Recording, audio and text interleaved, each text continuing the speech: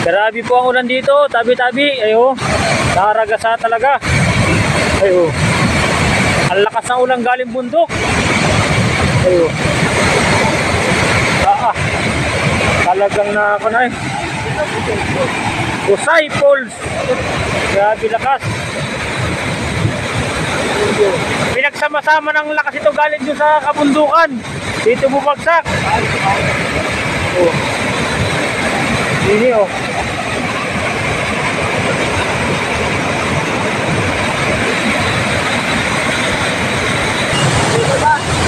Pero yung kabila niya, tingnan natin dito sa kabila.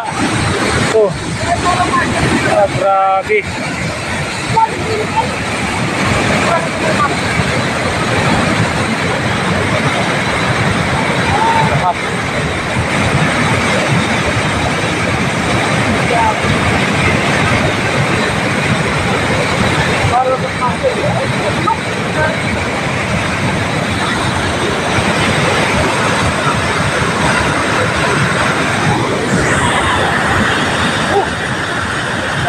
Malakas.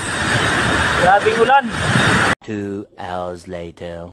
Ito po yan. Ito po yung normal na pag walang ulan. Ganyan lang ang agos niya sa kwan ng tubig. Ganyan lang ang agos. Mahina laang. Nagkataon lang po talaga na kwan na sobrang lakas nung ulan nung nakaraang araw. Kaya sumubra naman yung kwan. Yung lakas ng tubig niya papunta rito. Wala pong mga putol na kandyang kahoy sa kabundukan. Sadya lang po talagang sobrang lakas ng ulan nung nakaraang araw. Kaya ang lakas ng baha. Nabanggit ko po nga ni na yun nga ni malakas ang ulan kaya lumakas yung baha dito sa Busay Falls. Kita po natin na malaki talaga yung butas niya sa ilalim. Ayan oh. May nag-comment din po na ngamba na baka daw pumawasak yung tulay. Ay sa tingin po natin ay matibay naman to, sa tingin matibay talaga at malaki ang butas sa pagdadaanan ng tubig kaya hindi rin basta-basta. Ayan po yun ay dinisign po talaga na matibay yung tulay. Dahil pag nasira po yung tulay dito ay wala nang ibang kunikta papuntang Torrijos o aga-ikutan, malayo pa o mahirap gumawa ng daan talaga dahil wala na, puro ka na ito ayo. Puro malalim na yung mga kon dito. Mga bangin. Ito po oh. Yan. Wag po kayo mag-alala at dyan sa kabundukan ay napakarami po talagang puno.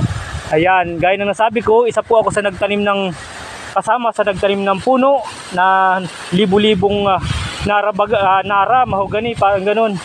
Na sigurado naman na karamihan ay tumubo dyan po sa tuktok na yan. Yan. Halos doon po sa bandaron ay tinitibag na rin at inaayos at palalakihin pa po ito para madaanan ng maayos itong kanato lugar. Nandun pa lang po nagbabakbak sila. Ayan, ito po. Okay, maraming salamat mga idol. Yun lang po. Peace po kita at yan ay kunlaan naman.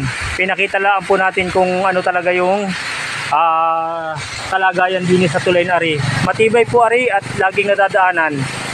Thank you po, thank you.